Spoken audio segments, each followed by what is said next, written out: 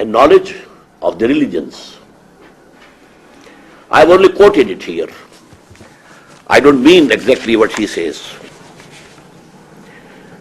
What I mean is that human knowledge has two sources. One is the animal source, other is the spiritual source. As animal beings, I have written down ilm bil hawas plus ilm bil aql. Sensory and empirical knowledge and knowledge through reason, aql, intellect.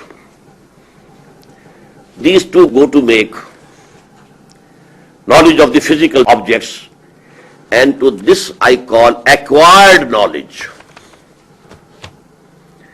Man has acquired this knowledge. He saw something, he heard something, the sense data went to the brain, computer, it processed and checked with the previous memory, reached at a new conclusion, and then put it to the memory again. And this way, step by step, this acquired human knowledge has now reached a very, very high position. But this can be divided into two. Names of the objects, knowledge of the physical bodies, and number two, philosophy. To try to know the reality as a whole.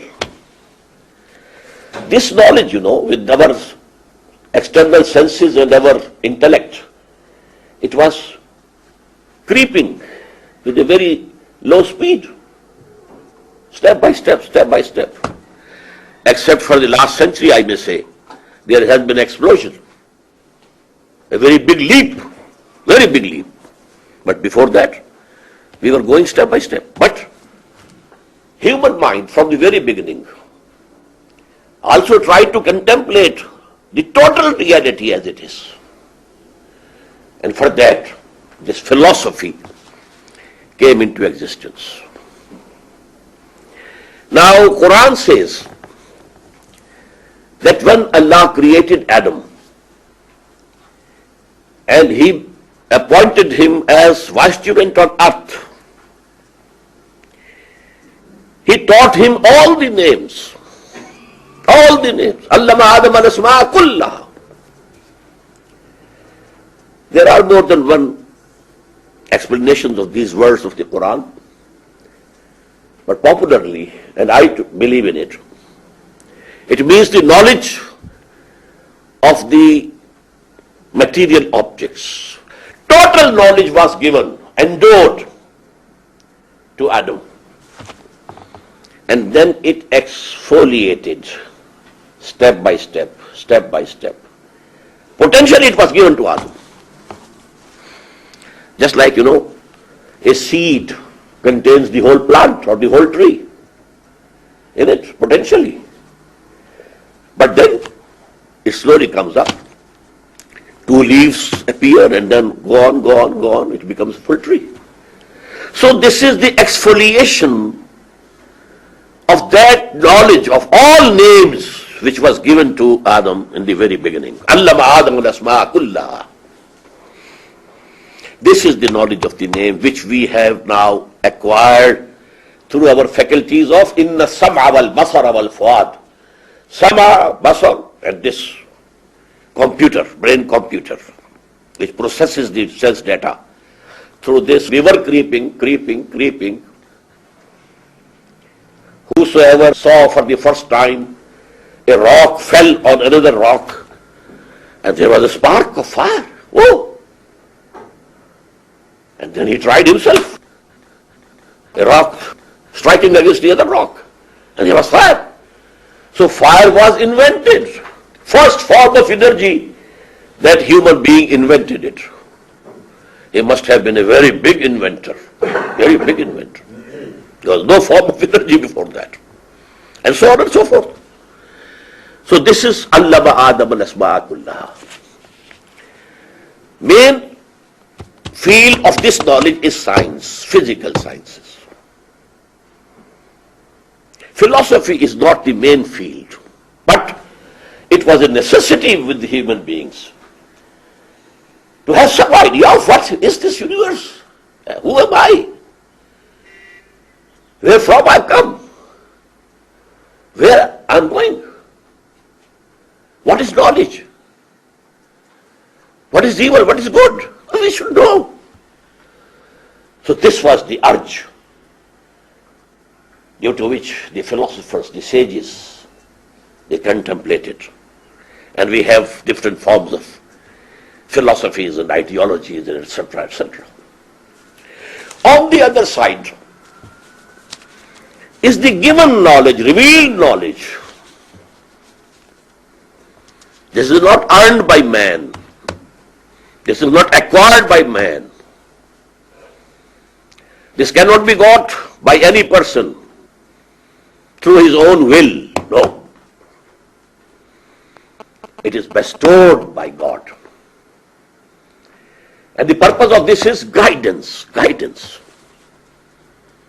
You should remain on the straight path. Don't go astray.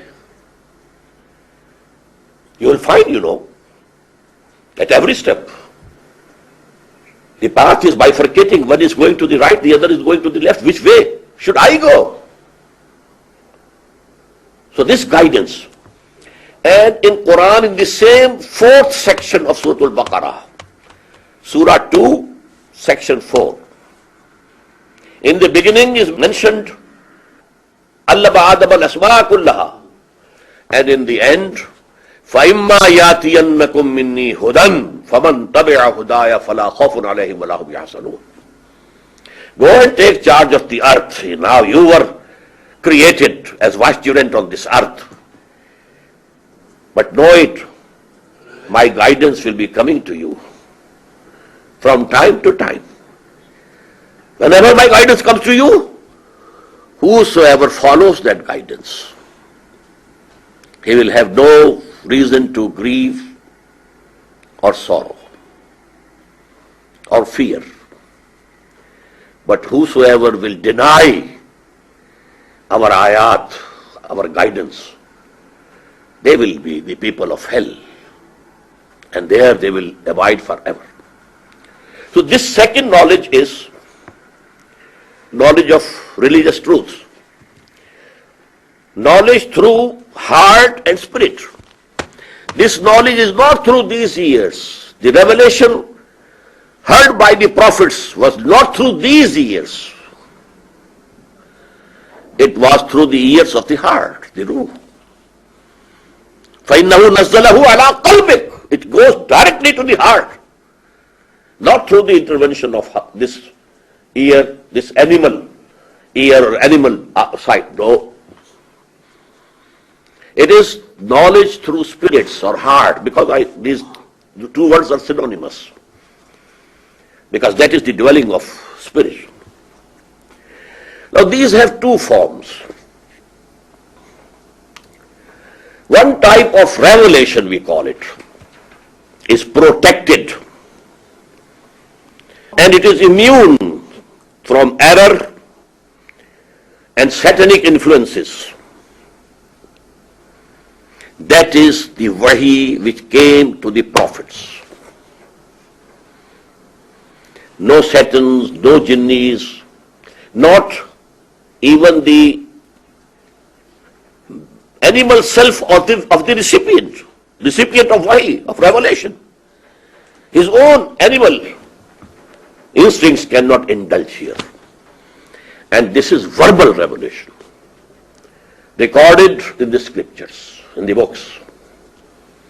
We believe in Torah, we believe in Bible, Gospel, we believe in Quran, and that is the last message, the final message, the most complete guidance for all times to come for the whole of humanity. So this is protected. Another form of wahi that we